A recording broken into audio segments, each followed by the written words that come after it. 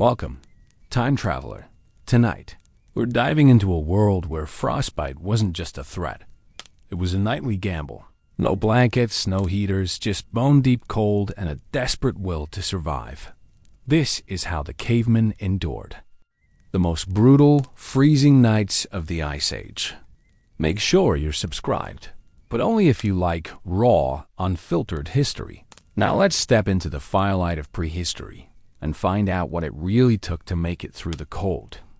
You hear it first as a whisper, then a roar, the sound of ice sheets grinding across continents like the teeth of some ancient god.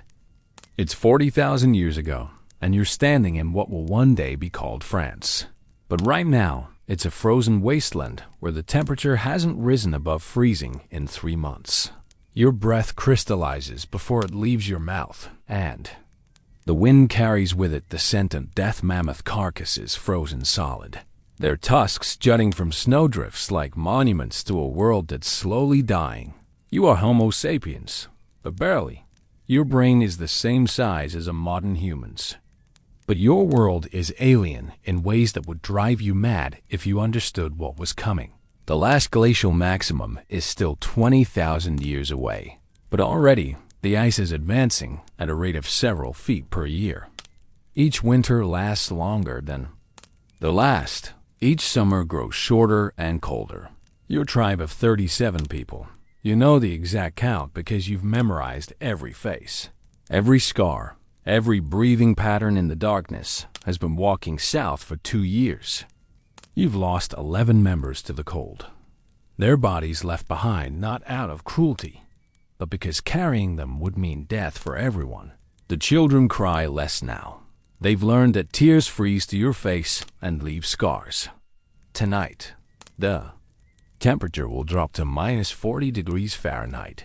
Your people have no thermometers, no weather predictions, no understanding of what's happening to the world. All you know is that the cold has teeth, and it's hungry. The eldest of your group, a woman whose name translates roughly to she who remembers fire, tells stories of warm seasons that lasted half the year.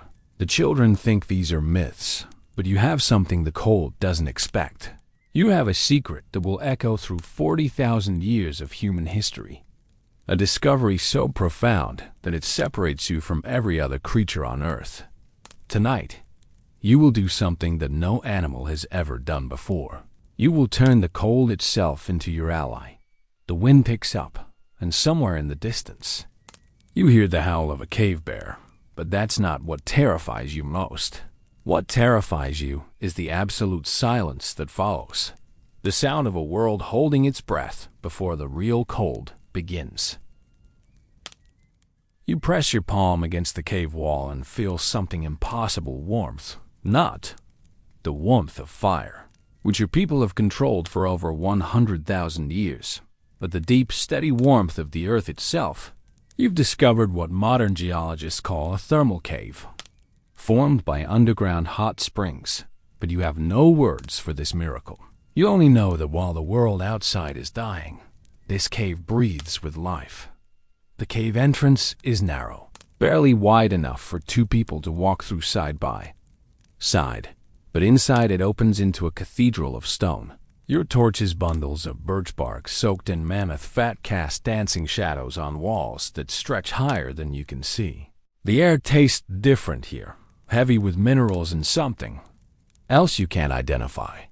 Steam rises from cracks in the floor, and when you kneel to investigate, you discover pools of water that haven't frozen despite the Arctic conditions outside. But this cave holds secrets that will haunt your dreams. The walls are covered in paintings. Not your paintings, but the work of people who came before.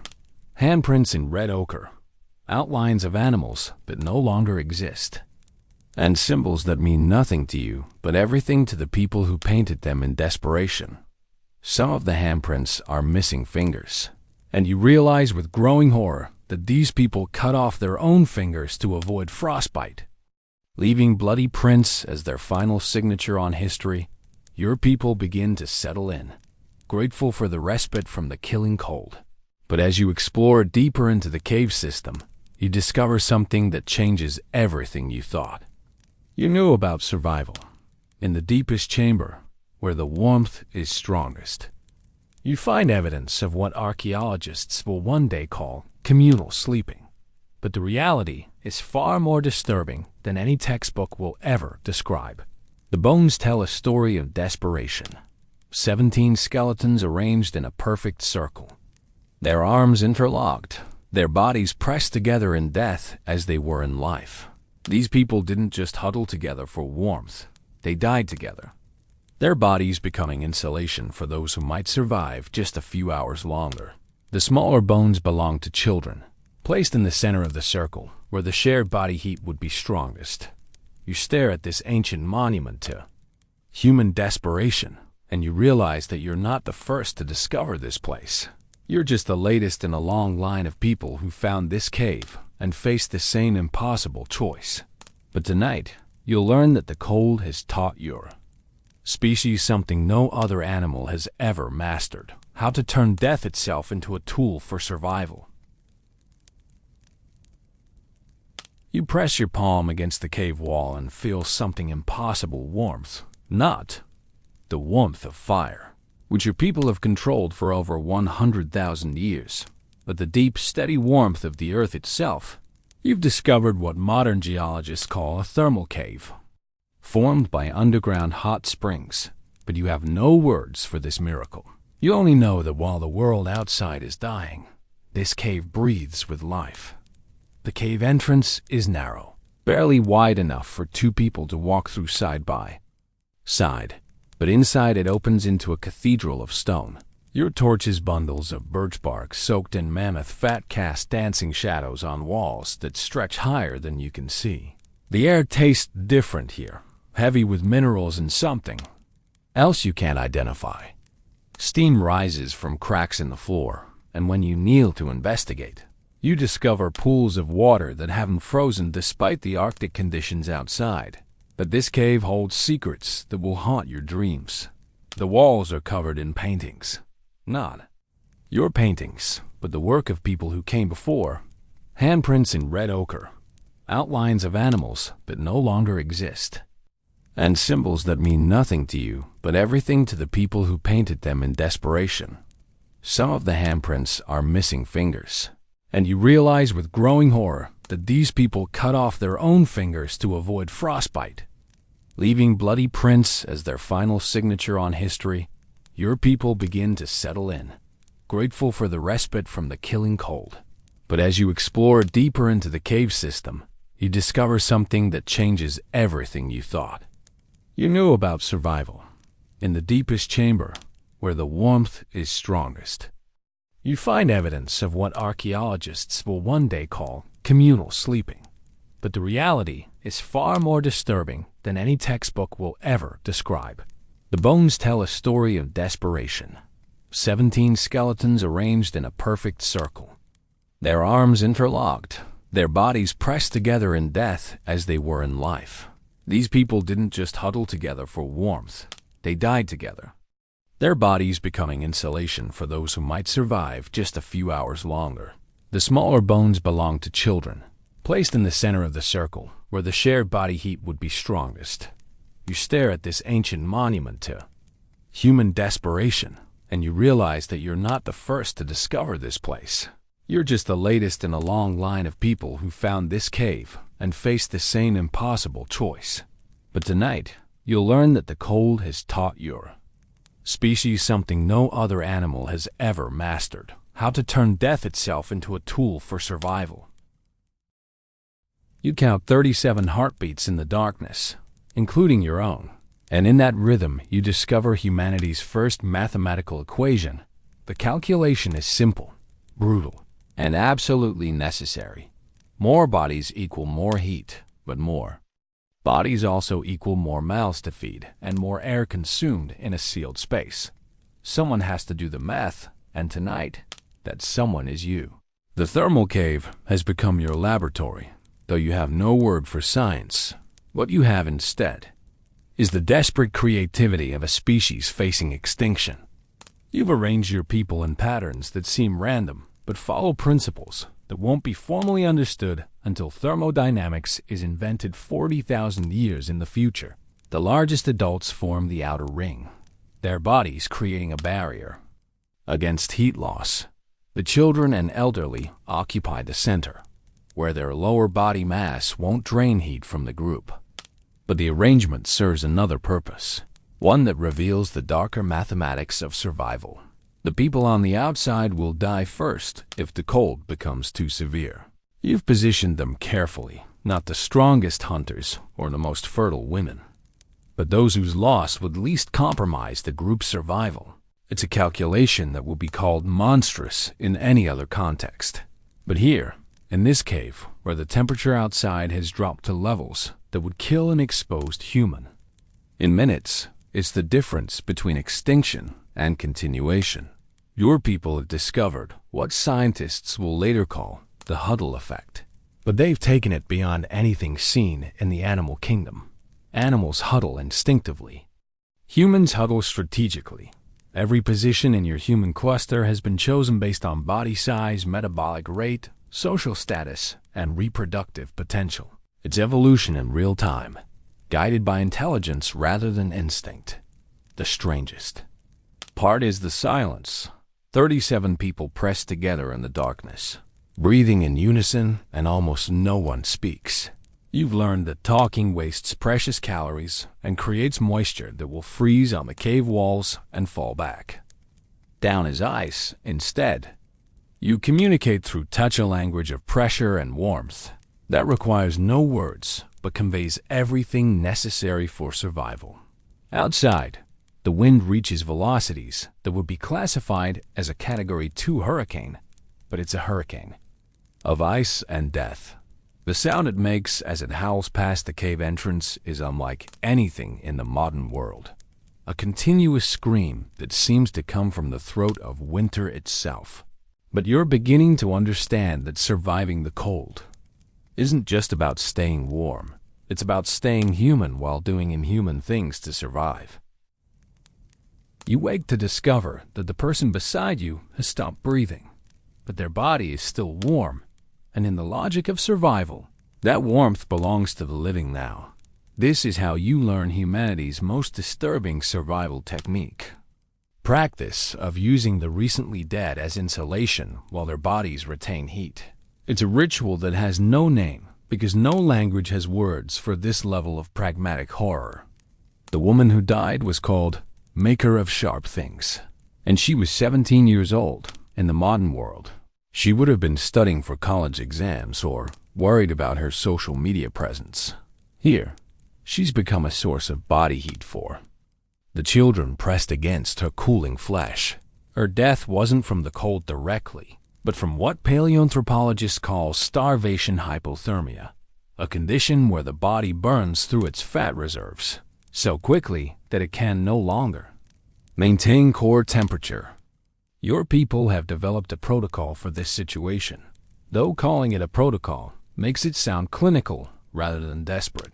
The recently dead are positioned strategically within the huddle, their bodies creating pockets of retained warmth that can keep the living alive for several more hours. It's not cannibalism that comes later, under different circumstances, but it's something arguably more disturbing: the systematic use of human corpses as heating elements. But here's what makes this practice truly alien to modern sensibilities. It works. The thermal mass of a human body retains heat for up to 6 hours after death. And in extreme cold, those 6 hours can mean the difference between species survival and extinction. Your ancestors didn't develop this technique out of cruelty, but out of a mathematical understanding of heat transfer that wouldn't be formally codified until the Industrial Revolution. The children, pressed against Maker of Sharp Things' still warm body, sleep peacefully through the night. They don't understand that they're using their friend's corpse as a blanket, and perhaps that's merciful. In the morning, when her body has grown cold, you'll drag it to the cave entrance and stack it with the others' 11 bodies now, arranged like cordwood, frozen solid and serving as an additional barrier against the wind. The psychological impact of this practice is something no modern human can truly comprehend. You're surrounded by death, using death, sleeping beside death. And yet, you maintain enough humanity to remember names, to mourn losses, to tell stories in the darkness.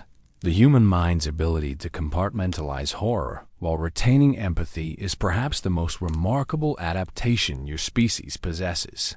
But, as dawn approaches, you realize the maker of sharp things won't be the last to die tonight. The sound of labored breathing tells you that the cold is claiming more victims, and soon you'll face a choice that will define humanity's relationship with survival itself. You learn to recognize the sound of someone dying from cold, and it's nothing like what you'd expect. There's no dramatic gasping or crying out, just a gradual slowing of breath until it becomes a whisper. Then a pause, then nothing.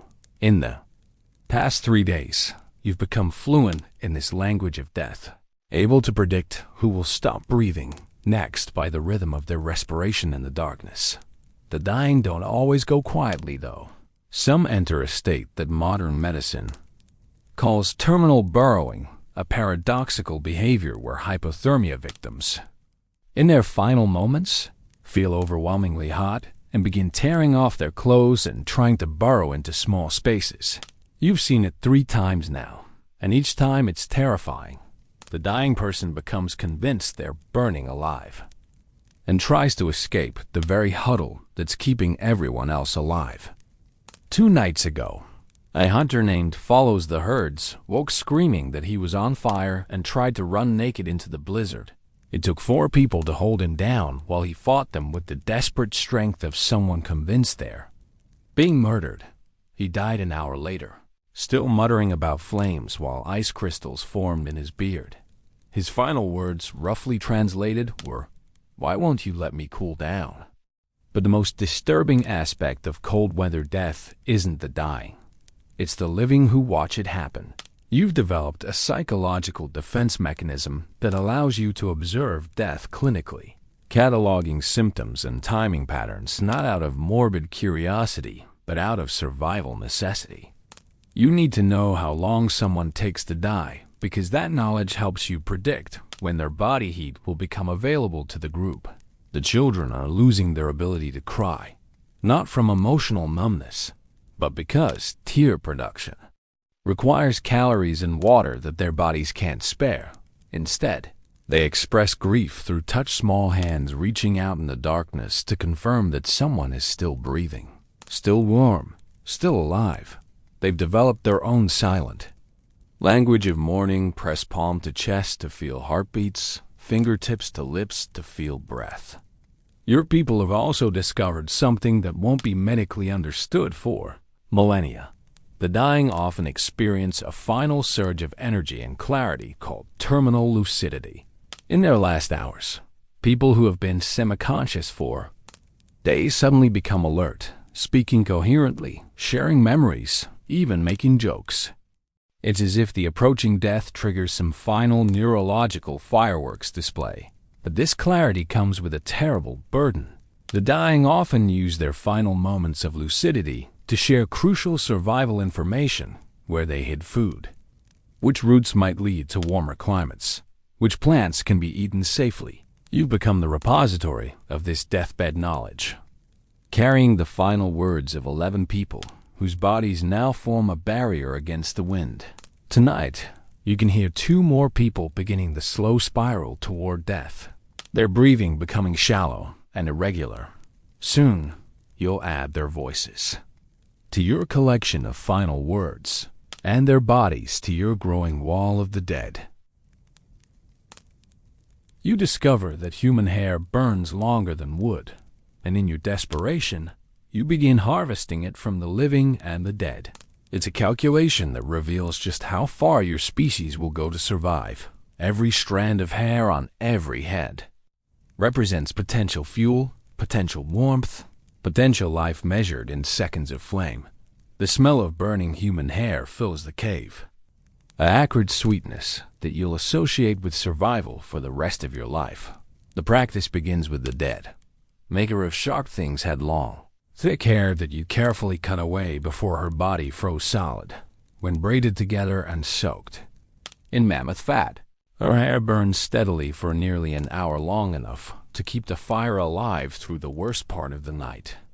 But hair from the dead isn't enough, and soon you're asking the living to contribute. First the men, who can spare it most easily, then the women, and finally, in the depths of desperation, you begin cutting hair from the children. Each person's hair burns differently. You discover the hair of the elderly burns quickly, but produces little heat. It's thin and brittle, catching fire in a flash but consuming itself too rapidly to be useful. Children's hair burns steadily and produces sweet-smelling smoke, while the hair of adults in their prime burns longest and hottest. You're learning the chemistry of human combustion through desperate experimentation. But hair isn't the only part of the human body that burns. You've discovered that fingernails and toenails, when dried properly, can be used as tinder. The fat from human bodies, and there's precious little of it left on anyone, can be rendered down and used to waterproof clothing or extend the burning time of other materials. You're systematically cataloging every part of the human body that can be repurposed for survival. The psychological impact of these practices is profound. You are literally burning pieces of yourself and your loved ones to stay alive. Each strand of hair that goes into the fire represents a small death, a piece of identity sacrificed to the greater need for warmth. The children cry not from the cold, but from shame as they watch their hair disappear into flames. But perhaps the most disturbing discovery is that human hair, when burned, produces a surprisingly pleasant smell like incense or perfume. It's a detail that will haunt you later. The realization that the scent of burning human remains can be almost appealing. In your darkest moments, you find yourself looking forward to the smell, associating it with warmth and comfort rather than the horror it represents. Your people have also learned to harvest hair from the cave bear carcasses scattered throughout the cave system. Cave bear hair burns differently than human hair coarser, producing more smoke but less heat. But it's still fuel, still life, still hope measured in minutes of flame. You become expert at judging the quality of hair by touch, able to determine its burning potential with your fingertips in complete darkness. Tonight, as you feed the last of your own hair to the flames, you realize that you're crossing a line that no human has ever crossed before. But the alternative is extinction, and extinction is not an option when survival is possible, no matter how horrible the cost. You become humanity's first architect, but instead of designing buildings, you're designing bodies. The way people are arranged in the huddle becomes a precise science of heat conservation, with every position calculated to maximize warmth retention and minimize heat loss. You've learned that the human body is essentially a biological furnace, and your job is to design the most efficient way to share that precious heat among 36 people. The count has dropped by 1 since yesterday. The discovery comes through trial and error, measured in lives lost and saved. You learn that pregnant women should be positioned in the second ring from the center, not because of their status, but because their elevated metabolism produces more heat per unit of body mass. Children under 5 belong in the absolute center, not just because they're precious, but because they're higher. Surface area to volume ratio means they lose heat faster than adults. The elderly occupy specific positions based on their remaining body fat. Those with more fat serve as insulation barriers, while those who are merely skin and bones are positioned where their heat loss won't drag down the entire group. But the most crucial discovery is what you call the breathing spiral. You've arranged people so that each person's exhaled breath warms the back of the person in front of them, creating a continuous circulation of warm air through the huddle. It's a technique that requires precise positioning and timing. Everyone must breathe in unison, exhaling in sequence to maintain the flow of warm air. The coordination required is extraordinary. a choreography of survival performed in complete darkness. The huddle has its own internal weather system. Moisture from 36 breathing bodies creates a microclimate inside the group, with humidity levels that prevent the rapid heat loss that would occur in dry air. But too much moisture creates its own problems. Water vapor that condenses on skin and clothing, then freezes into a layer of ice that actually accelerates heat loss. You've learned to manage this by periodically venting the huddle, briefly breaking formation to allow excess moisture to escape. The arrangement also serves psychological purposes that are almost as important as the physical ones. Families are positioned together when possible, not out of sentiment, but because people who are emotionally bonded are more likely to share body heat effectively. Strangers, even those from the same tribe, unconsciously maintain small gaps between their bodies that represent potentially fatal heat loss. Love, it turns out, is a survival tool. You've also discovered that the huddle must rotate periodically, with people on the outside gradually moving toward the center and those in the center eventually taking their turn on the periphery. It's a rotation based not on fairness but on survival mathematics. How long someone can survive on the outside before their core temperature drops to dangerous levels.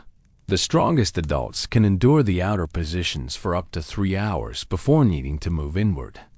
But there's a darker aspect to your architectural discoveries. You've learned to identify the positions where people are most likely to die, and you've begun subtly guiding certain individuals toward those positions. It's not murder. Everyone faces the same risks, but it's a form of social triage that weighs each person's survival value against their potential contribution to group heat generation. Tonight, as you fine-tune the arrangement for maximum efficiency, you realize that you're not just surviving the Ice Age, you're evolving into something new. Something that uses intelligence and cooperation to transcend the normal limits of mammalian survival. You crossed a line on day 4, but it doesn't happen the way you imagined it would. There's no dramatic moment of decision, no tearful debate about right and wrong. Instead, it begins with someone quietly chewing on a piece of frozen flesh while staring into the fire. And no one says anything because you all understand that the mathematics of survival have changed. The protein in human muscle tissue contains approximately 1,800 calories per pound. And when you're burning 4,000 calories per day just to maintain body temperature, cannibalism becomes simple arithmetic. The first flesh comes from follows the herds. The man who died believing he was on fire, his body has been frozen solid for 2 days, which has preserved the meat and made the psychological horror slightly more bearable. It's easier to think of frozen human flesh as simply another type of protein source. You start with the muscle groups that are easiest to remove and least recognizable as human. Calf muscles, portions of the thigh, pieces of the back where the meat can be carved away without revealing the familiar contours of a human body. But eating human flesh in sub-zero temperatures presents challenges that no other carnivore has ever faced.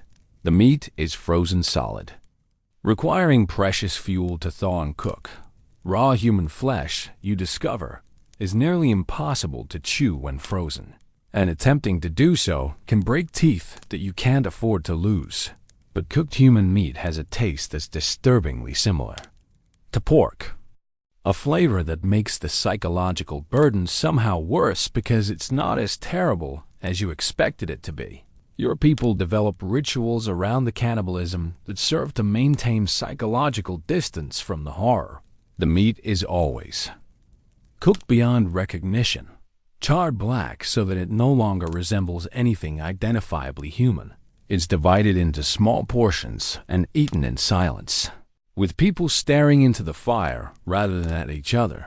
No one discusses whose body the meat came from, and no one acknowledges what they're eating, even though everyone knows.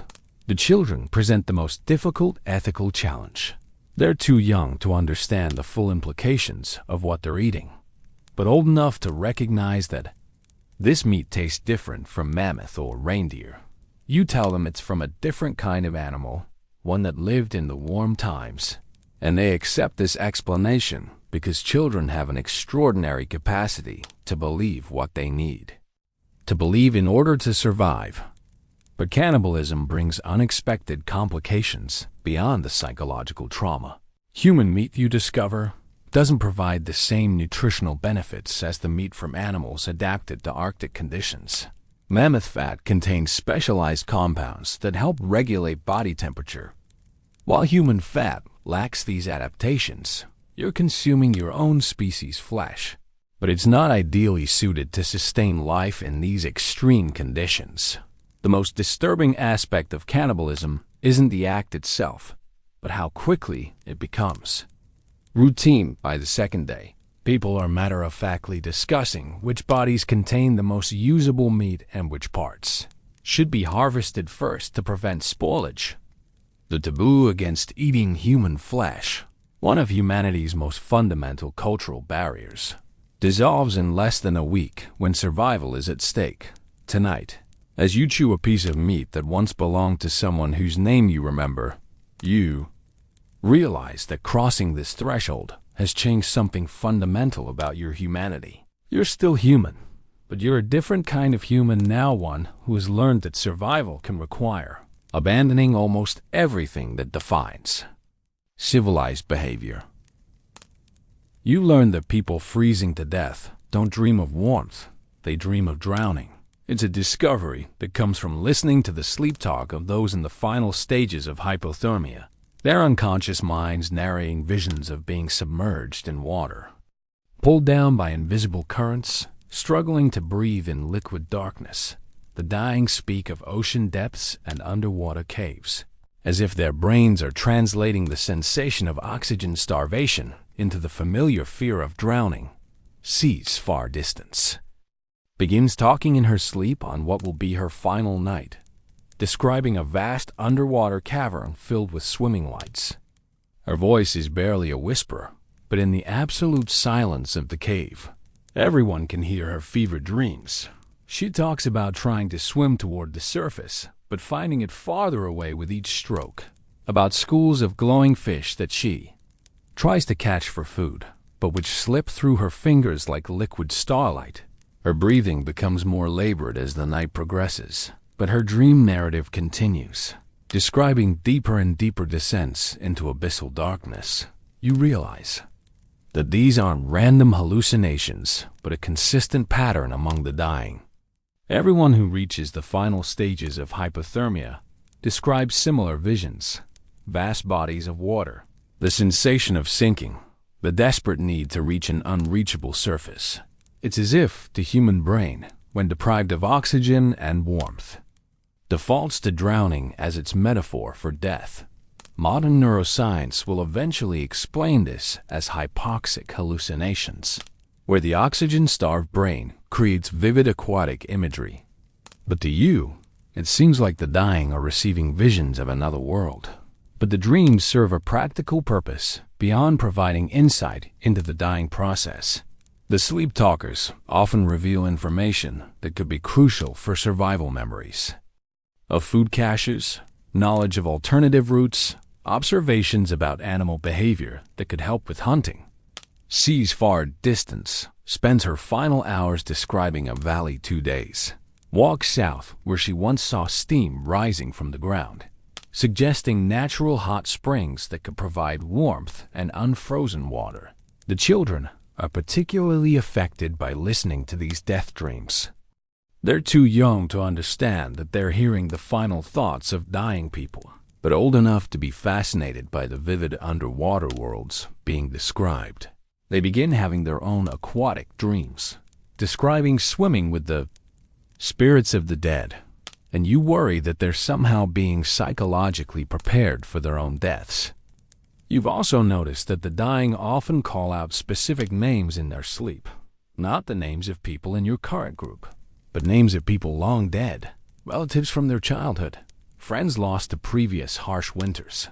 It's as if approaching death dissolves the barriers between present and past, allowing the dying to reconnect with everyone they've ever lost.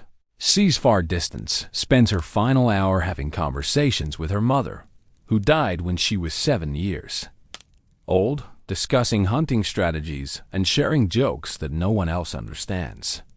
The most disturbing aspect of these death dreams is how peaceful they seem.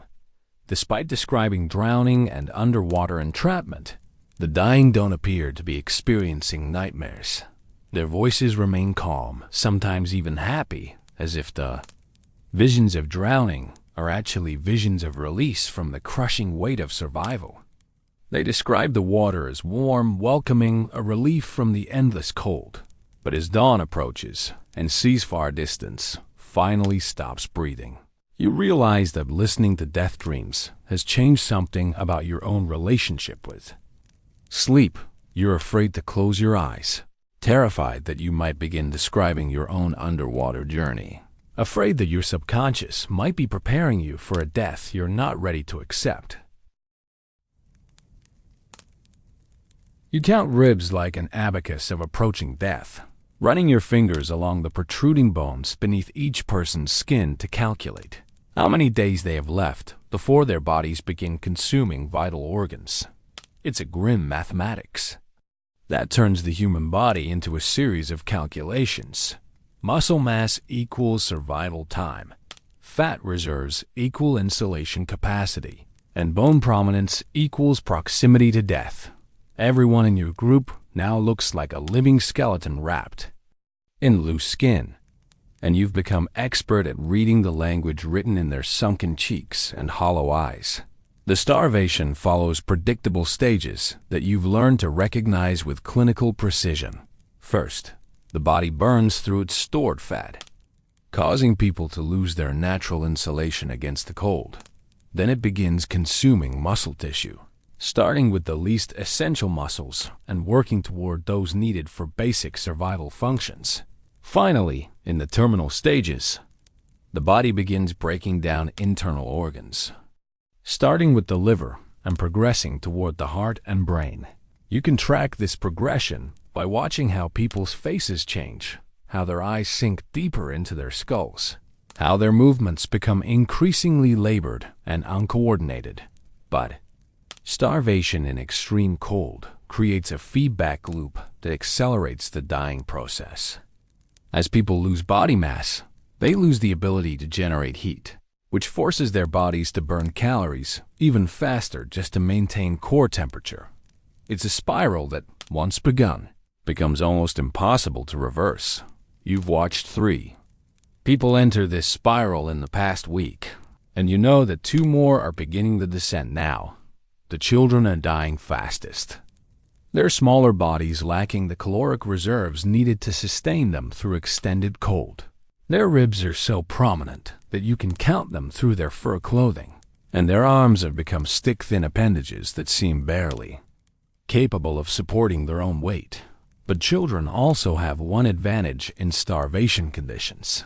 Their naturally higher metabolic rate means they can extract more energy from smaller amounts of food. The problem is that there is no food, and their high metabolism is now working against them, burning through their remaining reserves at an accelerated pace. You've discovered that the human body has a hierarchy of functions that shut down in a specific order during starvation. First to go is reproductive function. Menstruation stops in women, and sexual desire disappears entirely. Then comes the reduction of non-essential cognitive functions. Complex problem-solving becomes difficult, and emotional responses become blunted. Finally, the body begins shutting down motor functions, starting with fine motor control and progressing toward gross motor skills. You can predict how long someone has to live by testing their ability to perform simple tasks like threading sinew through a needle or picking up small objects. But perhaps the most disturbing aspect of group starvation is how it changes social dynamics. People become obsessed with food in ways that override normal human empathy. You've watched friends become suspicious of each other over imaginary hoarding. Seen family members eye each other's remaining body fat with calculations that have nothing to do with love. The social bonds that held your tribe together are being dissolved by the acid of hunger. The hunger also creates hallucinations that are different from the drowning dreams of hypothermia victims.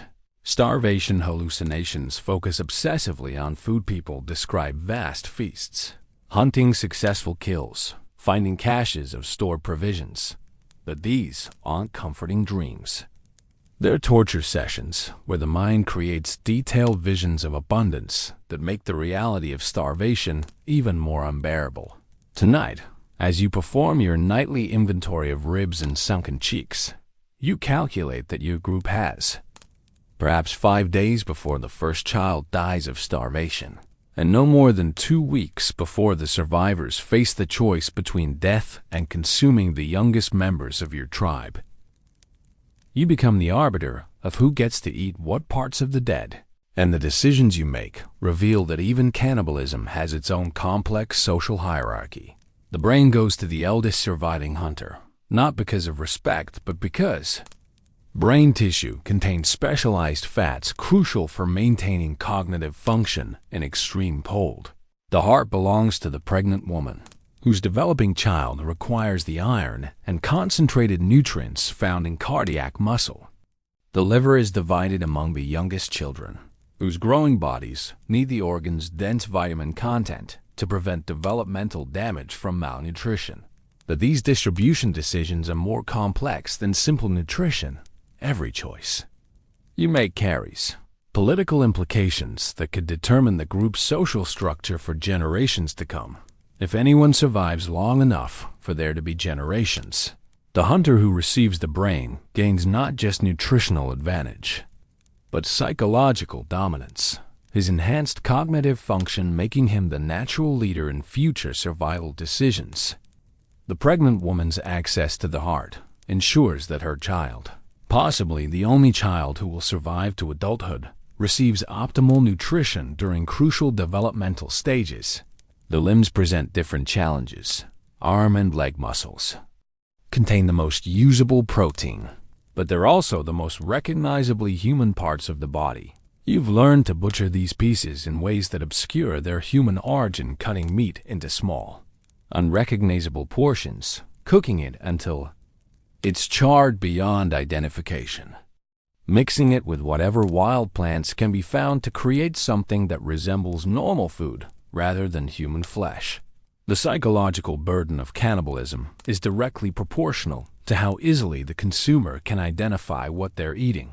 But the most disturbing aspect of flesh distribution is how quickly it becomes routine political maneuvering. People begin lobbying for access to specific body parts based on their perceived nutritional value, creating a marketplace where human flesh is traded like any other resource. The hunter argues that he needs extra protein to maintain the strength necessary for hunting. The pregnant woman claims that her developing child requires more nutrition than anyone else. The elderly argue that their accumulated knowledge makes them too valuable to lose to malnutrition. You've also discovered that different parts of the human body have different preservation properties in extreme cold. Muscle tissue can be frozen and stored for weeks without significant spoilage, but organ meat must be consumed quickly or it becomes toxic. This creates a timetable for consumption. That adds urgency to already complex distribution decisions. Some body parts must be eaten immediately, while others can be rationed over time. And this temporal dimension adds another layer of complexity to cannibalistic politics. The children present the most difficult ethical challenge in distribution decisions. They need nutrition desperately, but they're also the least capable of psychologically processing what they're eating. You've begun giving them the least recognizable portions, ground meat mixed with other ingredients, organ meat disguised as something else, while reserving the more obviously human portions for adults who can better cope with the psychological implications. But perhaps the most haunting aspect of flesh distribution is the detailed record you keep in your memory of whose body provided which meals. You remember that Tuesday's dinner came from follows the herd's left thigh, that yesterday's breakfast included portions of sees far distance's liver, that the children's meal 2 days ago contained pieces of 3 different corpses mixed. Together to make the portions less identifiable, you've become a librarian of cannibalism, cataloging the consumption of your own species with the precision of a bookkeeper. Tonight, as you divide the remaining usable flesh from the latest death, you realize that these distribution decisions are creating a new form of social organization, a society where access to human flesh determines political power, where the ability to make cannibalistic decisions separates leaders from followers, where survival itself becomes a form of governance that would be unrecognizable to any future civilization. You watch the last of childhood die when 8-year-old laughs at clouds, stops playing games and starts calculating which adult will die next. She's developed the same clinical assessment skills you use, running her small fingers along people's ribs to measure their remaining flesh, listening to breathing patterns to predict who might not survive the night, observing behavioral changes that indicate approaching death. The transformation from child to survival calculator happens over the course of 3 days. And once it's complete, there's no going back. The children have created their own language for discussing death and cannibalism, using words that sound innocent but carry meanings that would horrify any adult from a civilized society. They call human flesh night meat and refer to the recently dead as warm friends. They've developed games that simulate the distribution of body parts, playing with small bones and scraps of fur to represent different cuts of meat. What looks like innocent play is actually sophisticated rehearsal for survival decisions they may need to make if all the adults die. Laughs at Clouds has become the leader among the surviving children. There are only 4 left.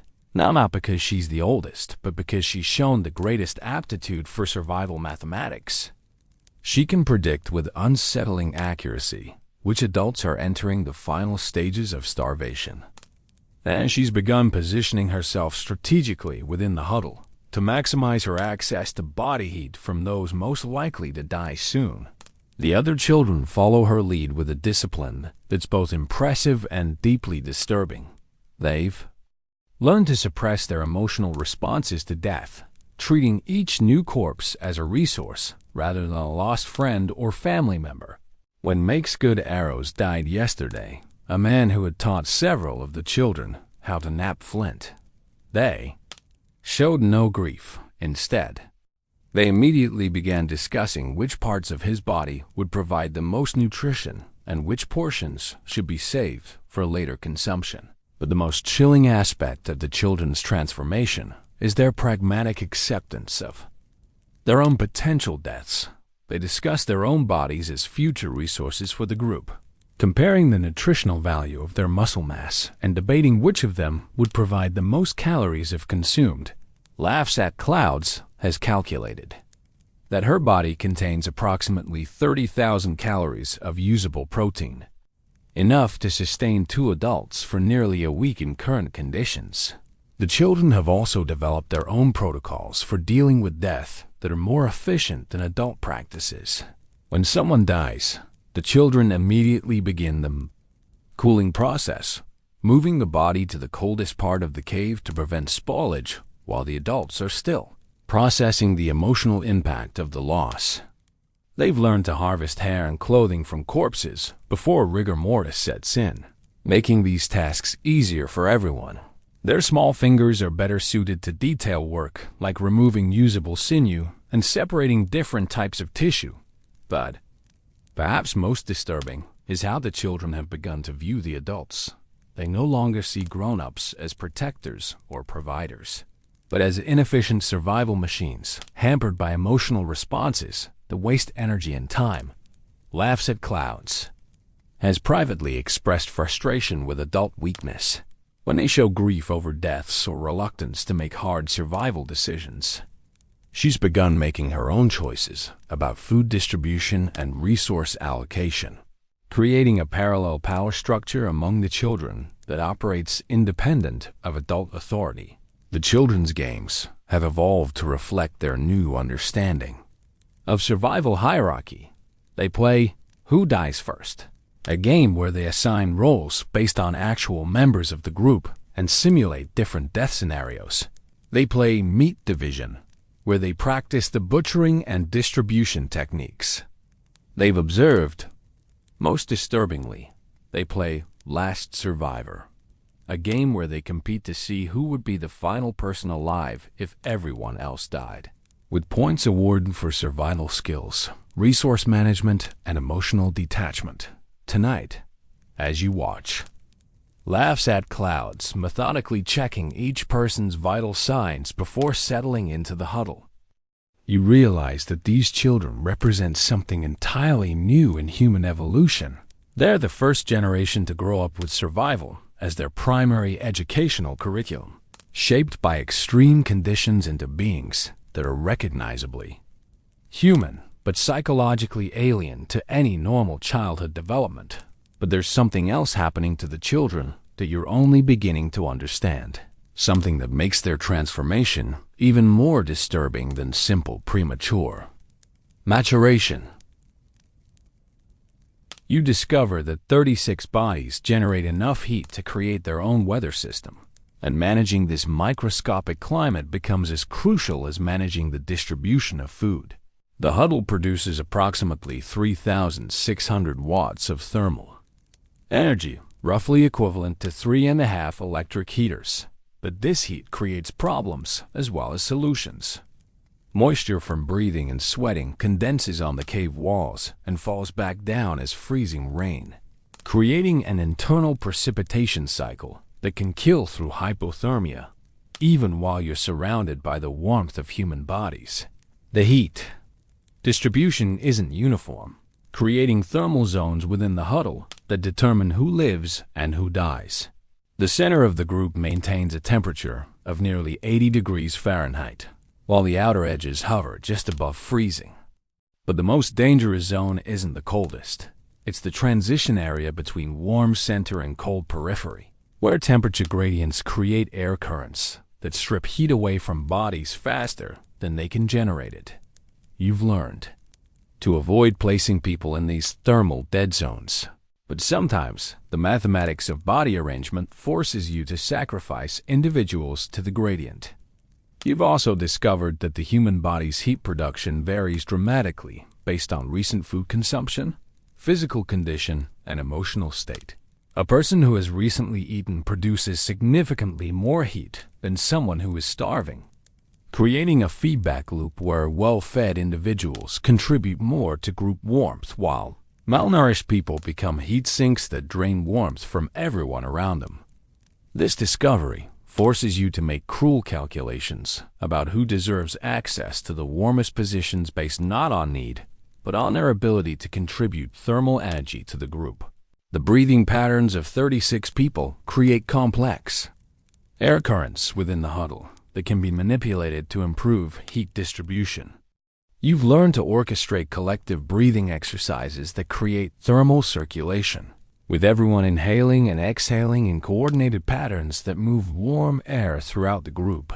It's a technique that requires constant attention and adjustment, but it can raise the internal temperature of the huddle by several degrees. But the most disturbing discovery about human heat generation is how it changes the way you perceive other people. You've begun evaluating everyone based on their thermal output rather than their personality, skills, or relationships. The pregnant woman produces the most heat per unit of body mass due to her elevated metabolism, making her the most valuable member of the group from a purely thermal perspective. The elderly produce less heat but also consume less oxygen, making them efficient contributors to the group's thermal economy. Children generate significant heat relative to their size, but also lose heat quickly, making them thermal wildcards, whose contribution varies dramatically based on external conditions. You've also learned to recognize the thermal signature of approaching death. People in the final stages of hypothermia or starvation produce a distinctive heat pattern. Their core remains warm while their extremities grow cold, creating a thermal profile that you can detect through touch even in complete darkness. This ability allows you to predict deaths with increasing accuracy. but it also turns you into a human thermometer measuring the approaching end of life. The huddle's heat generation also attracts dangerous attention from outside. The thermal signature of 36 human bodies is visible to predators with heat sensing capabilities, and you've had to develop techniques for masking the group's thermal footprint. This involves carefully managing the heat venting from the cave entrance, using the bodies of the dead as thermal barriers, and timing activities to minimize heat signature during the most dangerous periods of the night. Tonight, as you fine-tune the thermal architecture of the huddle, you realize that you've become humanity's first thermal engineer, designing systems for heat generation and distribution that won't be formally understood until the invention of modern viscose systems. But unlike mechanical heating systems, your design uses human bodies as both heat source and infrastructure, creating a technology that's simultaneously brilliant and deeply disturbing.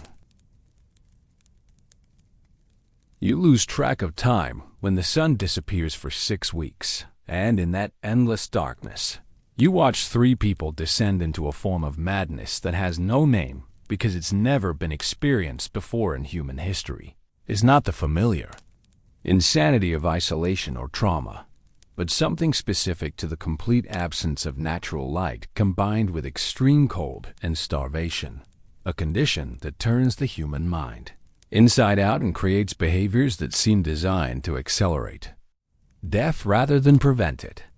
Tracks the Moon is the first to break. Though the signs have been building for days, she begins talking to people who aren't there, carrying on detailed conversations with her dead husband about hunting strategies and child-rearing techniques. But these aren't simple hallucinations.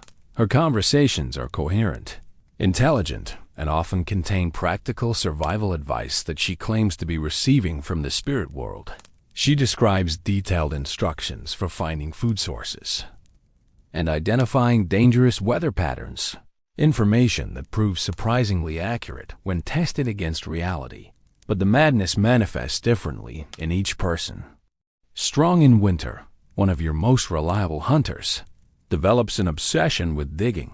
He spends hours clawing at the cave floor with his bare hands, claiming that he can hear voices calling from beneath the earth. His fingers become bloody stumps, but he continues digging with a determination that borders on supernatural. When you try to stop him, he explains with perfect rationality that the people buried under the cave floor have been waiting for rescue, and that abandoning them would be morally unacceptable. The third victim is Remember Stories, an elderly woman who has served as the group's repository of cultural knowledge. Her madness takes the form of temporal displacement. She becomes convinced that she's living in the past, treating current events as memories and memories as present reality. She begins preparing for hunts that happened decades ago and mourning for people who are still alive while cheerfully greeting the dead as if they've just returned from successful expeditions. But here's the disturbing truth about this cold-induced madness. It often makes people more effective at survival tasks, not less. Tracks the Moon's conversations with her dead husband yield practical information that helps the group make better decisions. Strong in winter's obsessive digging eventually uncovers a cache of stored food that had been buried and forgotten by previous cave inhabitants. Remember Stories begins reciting detailed survival techniques from her past that prove applicable to current conditions. The madness seems to strip away the psychological barriers that prevent people from accessing their full survival instincts.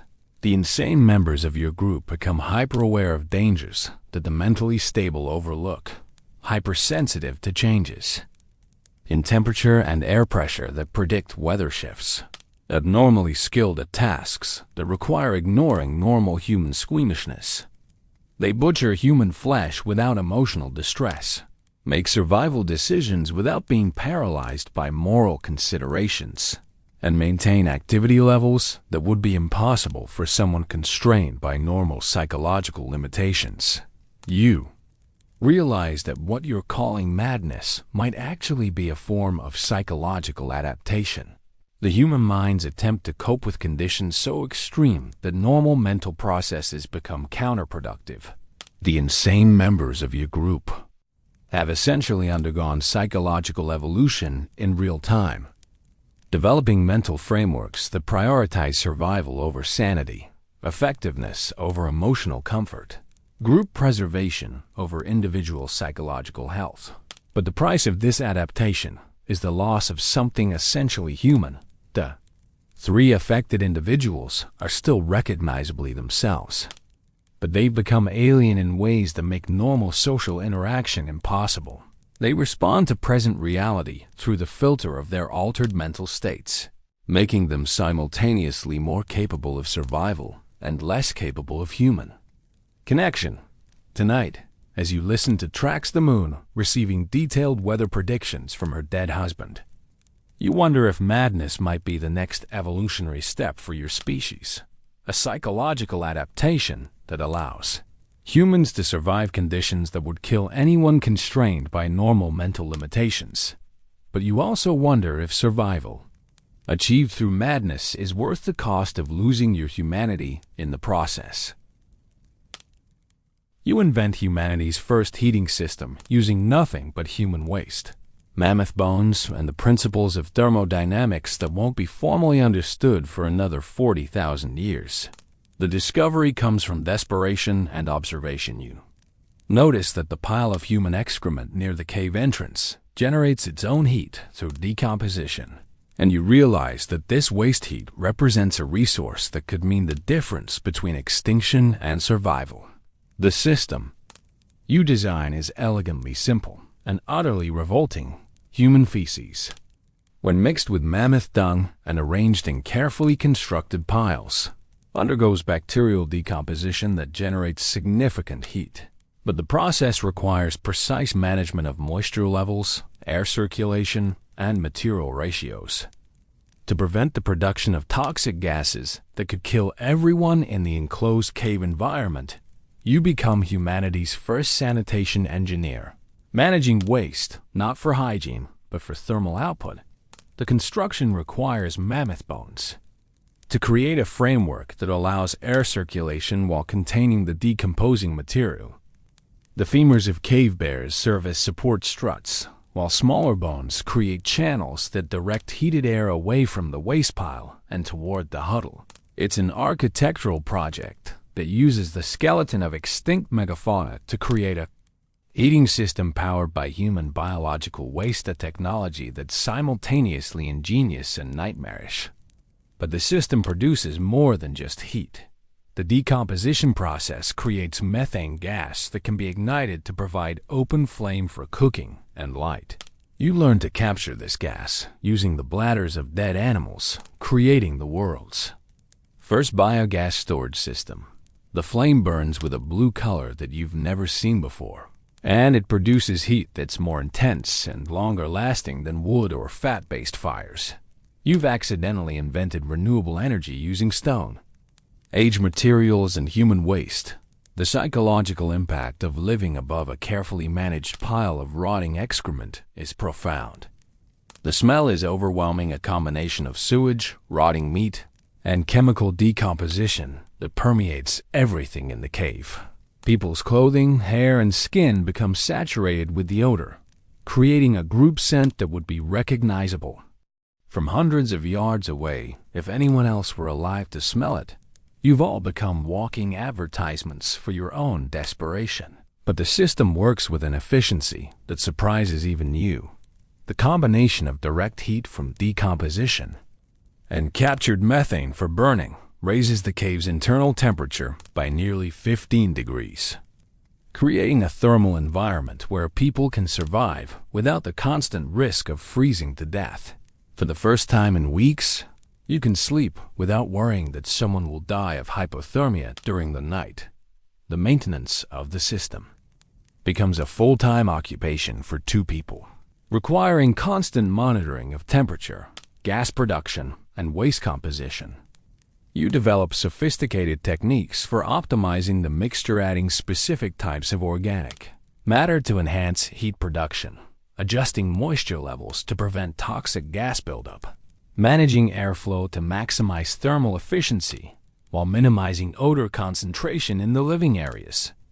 The children adapt to the system more easily than the adults, their developing minds accepting the smell and the proximity to waste as normal features of their environment. But the adults struggle with the psychological burden of living above a mountain of their own excrement, even though they understand intellectually that this system is keeping them alive. The cognitive dissonance between survival necessity and psychological revulsion creates a form of mental stress that adds another layer of difficulty to an already impossible situation. Tonight, as you adjust the air channels to optimize heat distribution from your waste-powered heating system, you realize that desperation has made you the inventor of technologies that won't be rediscovered until humanity develops industrial civilization. But you also realize that these innovations come with a psychological cost that may be as dangerous as the physical conditions. You're trying to survive. You establish a social order based on proximity to death, where a person's status in the group is determined by how many days they have left to live. It's a hierarchy that inverts every normal human social structure. The closer someone is to dying, the higher their position in the group's decision-making process. The logic is brutal but undeniable. Those who will die first need to pass on their knowledge and make their final contributions to group survival before their information dies with them. Remembers the old paths has perhaps 3 days left based on your calculations of his remaining body mass and metabolic rate, which makes him the temporary leader of your group. His decisions carry absolute authority because his time for contributing to group survival is almost exhausted. He uses his final days to share detailed knowledge of alternative routes south, locations of potential food sources, and techniques for reading weather patterns that could save lives after he's gone. His impending death gives his words a weight that they never carried when he was healthy. But this hierarchy creates psychological complications that are almost as dangerous as the physical conditions you're facing. People begin competing for status by demonstrating their closeness to death, refusing food that might extend their lives because longer survival would reduce their current social position. The paradox of a social system where dying grants power creates incentives for self-destruction that work against group survival. The decision-making process becomes a series of deathbed consultations where the almost dead share final wisdom while the healthier members of the group implement their instructions. Track small animals uses her last 2 days to teach detailed hunting techniques that she's never shared before, revealing secrets that she's kept private for decades because sharing them didn't seem necessary when survival wasn't at stake. The imminence of death strips away the normal social barriers that prevent knowledge sharing. You've also discovered that people facing imminent death often experience a form of clarity that makes them better decision makers than those who expect to survive. The dying don't waste mental energy on long-term planning or personal concerns. They focus entirely on immediate survival needs with a precision that's impossible for people who still have hope for their own futures. Their recommendations are consistently more practical and effective than the suggestions of healthier group members. But the hierarchy also serves as a psychological preparation system for the survivors. By structuring social interaction around death schedules, the group gradually adjusts to each person's absence before they actually die. The psychological impact of death is reduced because the social transition has already occurred. The person has already been treated as a leader, has already shared their final contributions, has already been mourned while they were still alive. The children struggle most with this social system because they can't fully understand the concept of calculated death timelines. They continue to interact with the almost dead as if they were permanent members of the group, asking questions about future plans and making promises that assume continued survival. Their inability to accept the hierarchy creates emotional complications for the adults, who must balance the psychological needs of children against the practical necessities of survival planning. The system also creates a form of temporal compression, where entire relationships are condensed into final conversations. People say everything they need to say to each other within the deadline imposed by approaching death, creating interactions that have the intensity of lifelong friendships compressed into hours or days. The knowledge that time is absolutely limited strips away social pretenses and creates a form of radical honesty that would be impossible under normal circumstances. Tonight, as remembers the Zolpaths, shares his final piece of survival knowledge, the location of a valley where geothermal activity might provide warmth. You realize that this hierarchy has created a social system more efficient than any form of government that will exist for the next 40,000 years. But you also realize that a society organized around death schedules represents a form of civilization that no future human culture will ever want to recreate. You begin creating humanity's first historical record, but instead of cave paintings or carved symbols, your medium is the strategic arrangement of human bones and personal artifacts that will tell future discoverers exactly how your people lived and died during the endless winter. Each skeleton is positioned to convey specific information about survival techniques, social hierarchy, and the mathematical principles that governed life and death in extreme conditions. The arrangement isn't accidental or ceremonial, it's educational. Follows the herds is positioned with his hands placed on the locations where he cached food supplies, his finger bones pointing toward passages that lead to water sources, his skull oriented toward magnetic north to help future travelers determine direction. His entire skeleton serves as a three-dimensional map of survival resources that could save lives decades or centuries in the future. C's far distance is arranged to demonstrate optimal body positioning for heat retention. Her skeleton curled in the exact posture that maximizes thermal efficiency while minimizing heat loss. Her bones are surrounded by the fur clothing and insulation materials that prove most effective at preventing hypothermia, creating a display that functions as an instruction manual for cold weather survival. Future discoverers will be able to learn critical survival techniques simply by observing how her remains were positioned.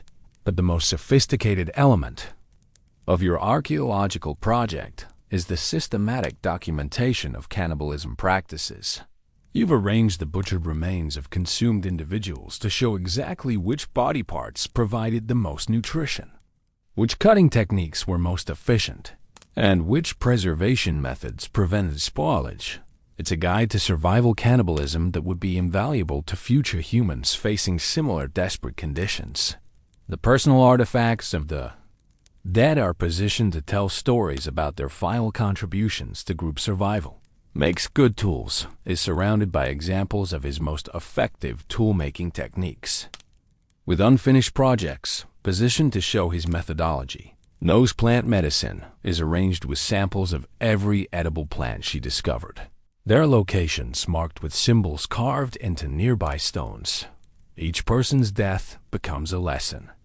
Preserved in physical form, you've also created what amounts to a technical manual using bone arrangements. The femurs of different individuals are positioned to show the mathematical relationships between body mass, caloric requirements, and survival time. The skull collection displays the progressive effects of starvation and hypothermia on facial structure, providing future observers with diagnostic tools for assessing the health status of people facing similar conditions. The children's remains require special consideration because their deaths represent different types of information. They're smaller. Skeletons are arranged to demonstrate the accelerated effects of cold and starvation on developing bodies, while their personal possessions are positioned to show which survival techniques can be modified for individuals with limited physical strength and smaller body mass. But perhaps the most important information encoded in your bone archaeology is the documentation of psychological adaptation techniques. The remains of people who experienced cold-induced madness are arranged to show the physical manifestations of their mental conditions, while their personal artifacts are positioned to demonstrate which types of psychological breakdown actually enhanced survival capabilities rather than hindering them. The arrangement also serves as a warning system for future discoverers. The skeletons of people who died from specific mistakes consuming toxic plants, venturing outside during extreme weather, making incorrect decisions about resource allocation are positioned to clearly indicate the cause of death and the errors that led to it. Their remains function as cautionary examples that could prevent future groups from repeating fatal mistakes. Tonight, as you make final adjustments to the positioning of tracks the moons, skeleton arranged to demonstrate the optimal angles for detecting animal tracks in snow, you realize that you've created something unprecedented in human history. A library, written in bones, a university taught by the dead, a survival manual encoded in the physical remains of people who paid the ultimate price for their education in staying alive. But you also realize that this archaeological project assumes that someone will eventually find these remains and understand their significance. You're creating information for hypothetical future humans while surrounded by evidence that humanity might not survive long enough to benefit from your lessons. You burn your final piece of fuel, a mammoth bone that has been sustaining flame for 3 days, and in its dying light, you realize that the end of fire means the end of everything that separates humans from other animals. The flame has been your companion for over 100,000 years of human evolution. The technology that allowed your species to survive in climates where naked apes had no business existing. Now, as the last ember fades to black, you understand that you're about to discover what humans become when they lose the gift that made them human. The psychological impact of losing fire is immediate and devastating. People who have maintained composure through cannibalism, madness, and systematic starvation begin to break down completely when the flame dies. The light represented more than just heat. It was hope, continuity, the promise that human civilization would persist regardless of external conditions. Without fire, you're just 31 highly intelligent animals waiting to freeze to death in a cave. But the end of fire also reveals human capabilities that are normally masked by reliance on technology. Your night vision improves dramatically within hours of losing artificial light. Your hearing becomes more acute. Your sense of touch grows more sensitive to temperature variations and air currents. The human body begins adapting to conditions that haven't existed since before your species learned to control fire. And the adaptations happen with startling speed. You discover that humans can generate body heat through muscle contractions in ways that are far more sophisticated than simple shivering. By coordinating rhythmic muscle tension and relaxation throughout the body, you can increase core temperature by several degrees without the random energy waste of uncontrolled shivering. It's a technique that requires conscious effort and practice, but it allows the human body to function as its own heating system when no external heat source is available. The group develops new forms of communication adapted to complete darkness and the need to conserve energy. Speech is replaced by a complex language of touch pressure patterns, applied to different parts of the body that convey specific information about danger, resource availability, and emotional states. Breathing patterns become a form of communication, with different rhythms indicating everything from contentment to distress to approaching death. But perhaps the most remarkable adaptation is the development of collective dreaming. In the absolute darkness and enforced stillness of the fireless cave, the boundaries between individual consciousness begin to blur. People report sharing dreams, experiencing the memories of others, and receiving information during sleep that they couldn't have acquired through normal sensory input. It's as if the extreme conditions are forcing human consciousness to evolve beyond individual limitations. The absence of fire also changes the relationship between life and death in ways that would be impossible to understand under normal circumstances. Without flame to illuminate the faces of the dying, death becomes something that happens in darkness, silently, with the living becoming aware of loss only through the gradual cooling of bodies pressed against them in the huddle. The dead become indistinguishable from the living until their body temperature drops below the threshold of useful warmth. Food preparation becomes impossible without fire, forcing the group to consume everything raw. Human flesh, when eaten raw and frozen, has a texture and taste that's profoundly different from cooked meat. It's tougher, requiring more energy to chew and digest, but it also contains enzymes and nutrients that are destroyed by cooking. The group's nutrition actually improves in some ways, even as the psychological burden of raw cannibalism becomes almost unbearable. The children adapt to the fireless existence more successfully than the adults. They're developing minds, accepting darkness as the new normal rather than fighting against it. They develop games that can be played entirely through touch, songs that help maintain group morale without wasting visual energy, and social rituals that create psychological warmth when physical warmth is no longer available. Tonight, in the absolute darkness that has become your permanent environment, you realize that losing fire has forced your group to rediscover human capabilities that were forgotten when your species became dependent on technology. But you also realize that these capabilities come at the cost of everything that made your people recognizably human, rather than simply clever animals trying to survive impossible conditions. You count the remaining heartbeats, 28 now, after 3 more died in the darkness of the fireless night, and realize that you've reached the mathematical threshold where group survival becomes impossible through conventional means. The calories required to sustain 28 people through the remaining weeks of winter exceed the total available nutrition from all remaining resources, including the systematic consumption of the dead. Someone has to perform the final calculation, and that someone is you. The math is brutal in its simplicity. Each person requires approximately 2,500 calories per day to maintain minimal survival functions in these conditions.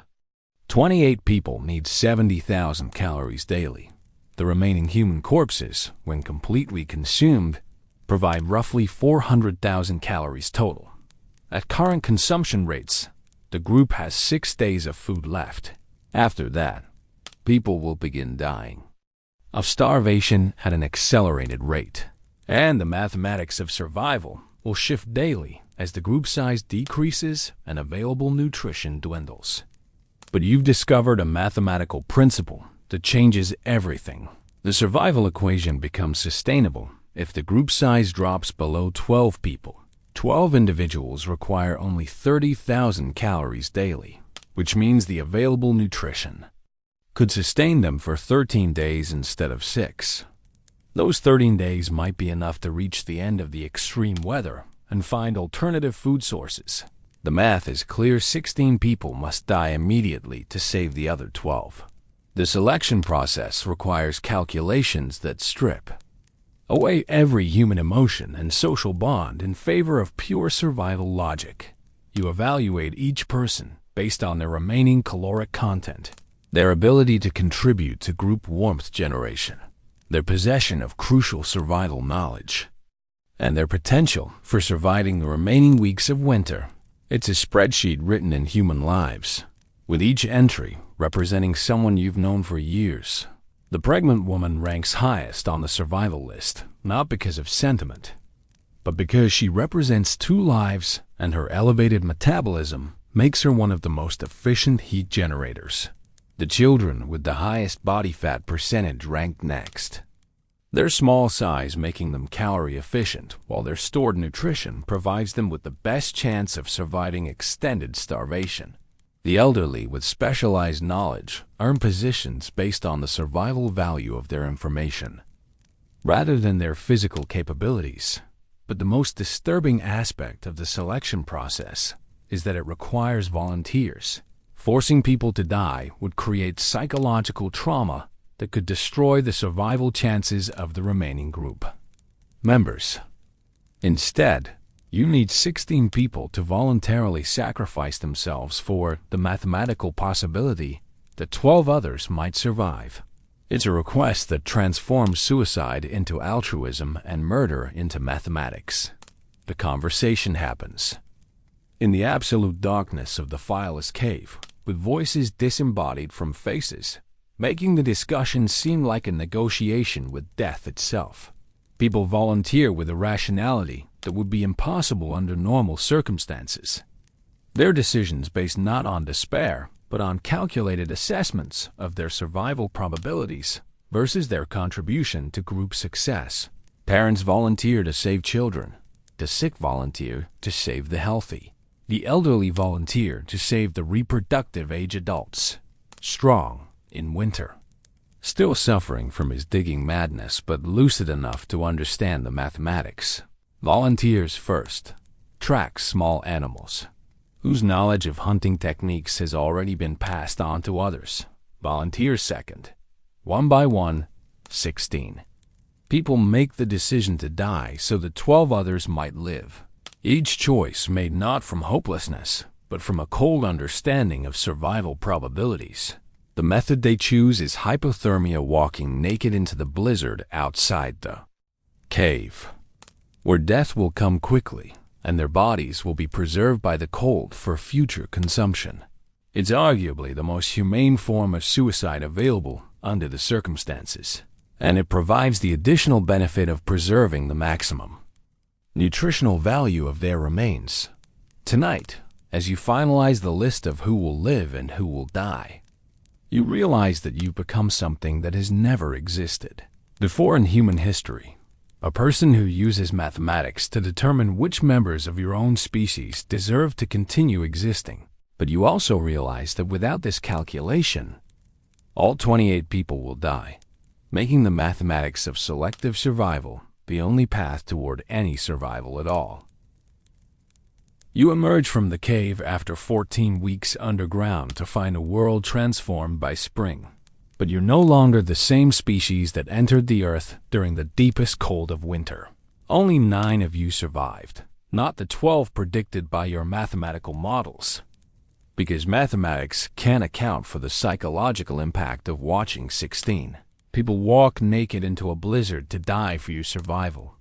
You carry their names in your memory like sacred texts, and you understand that these names represent the birth of human civilization. The world outside is alien in its abundance. Streams run with liquid water. Plants grow in soil that isn't frozen. Animals move across landscapes where life is possible rather than barely tolerated. But abundance feels wrong after months of calculating survival in calories and degrees of body heat. You find yourself hoarding food that's freely available, conserving energy that doesn't need to be conserved, making survival calculations that are no longer necessary. The skills that kept you alive have become psychological disabilities that make it difficult to function in a world where survival isn't a minute-by-minute mathematical exercise. The children who survived have been fundamentally altered by their experience. Laughs at Clouds, now 9 years old, possesses survival skills that would be remarkable in a 30-year-old hunter, but she's lost the ability to play games that don't involve life and death decisions. She evaluates every person she meets based on their potential contribution to group survival, and she becomes anxious when surrounded by abundance because plenty feels dangerous to someone who learned that scarcity is the natural state of existence. The other surviving children show similar symptoms: extraordinary competence in survival situations, combined with profound psychological damage that may never heal. But the most lasting impact of your underground experience is what you've learned about human potential under extreme conditions. You've discovered that humans can survive situations that should kill them by abandoning almost everything that normally defines humanity's social taboos: emotional responses, individual identity, moral constraints. The people who died in the cave weren't victims of circumstances beyond human control. They were casualties of the psychological limitations that prevent most people from accessing their full survival capabilities. The survivors carry genetic modifications that won't be understood for thousands of years. Months of extreme cold have triggered epigenetic changes that improve cold tolerance, enhance the body's ability to extract nutrition from marginal food sources, and increase resistance to starvation-induced psychological breakdown. These modifications will be passed on to your descendants, creating bloodlines that carry the biological memory of survival under impossible conditions. You also carry cultural innovations that will reshape human civilization. The mathematical approaches to resource allocation, the systematic cooperation techniques, the psychological strategies for maintaining group cohesion. Under extreme stress, these aren't just survival memories, but the foundation technologies of organized society. Every government, every economic system, every military organization that will emerge over the next 40,000 years will use principles that you developed while calculating who deserved to stay alive in a freezing cave. But perhaps the most important thing you carry is the knowledge that human survival isn't limited by physical capabilities. It's limited by psychological constraints that can be overcome when the alternative is extinction. The cannibalism, the systematic use of the dead as resources, the mathematical selection of who lives and who dies. These weren't aberrations, but revelations of what humans can become when their usual mental limitations are stripped away by necessity. The descendants of your 9 survivors will populate the world, carrying genes and cultural memories that were forged in conditions no human should have been able to survive. Every act of cooperation in human history, every sacrifice made for the greater good, every mathematical approach to resource allocation, every decision to abandon individual comfort for group survival, all of these will echo the choices made in a thermal cave where 37 people learned that humanity's greatest strength isn't its ability to avoid difficult decisions, but its ability to make impossible choices and remain human enough to remember why those choices mattered.